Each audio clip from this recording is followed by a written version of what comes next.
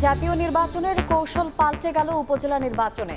শেষ মুহূর্তে নির্দেশনা আসায় প্রথম ধাপের ভোটের মাঠে মন্ত্রী এমপিদের অন্তত ২০ জন।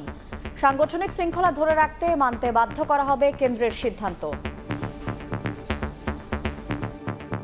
নির্বাচিত জনপ্রতিনিধি হওয়ার যে একটা ইচ্ছা আকাঙ্ক্ষা, সে আকাঙ্ক্ষা পূরণে আওয়ামী লীগের এই সিদ্ধান্ত সহায়ক হবে বলে আমি মনে করি। একই দলের ২-৩ অংশগ্রহণ করছে নির্বাচনে। বর্তমান প্রধানমন্ত্রী নির্দেশ দেওয়ার পরও তার নির্দেশ কেউ মানছে না। বিএনপিকে কোনো গণতান্ত্রিক দল আমি মনে করি, গণতান্ত্রিক বিধিবিধান তারা দলের মধ্যেও কোনো দিন মানেনি।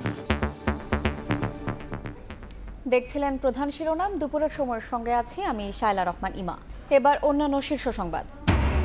কাল খুলছে না প্রাক প্রাথমিক স্কুল, আরেক দফায় বাড়ল হিট অ্যালার্ট। তীব্র তাপপ্রবাহে ১৫০০ লটের বেশি কেমিক্যাল ও দাহ্য পদার্থ নিয়ে চরম অগ্নি ঝুঁকিতে চট্টগ্রাম বন্দর।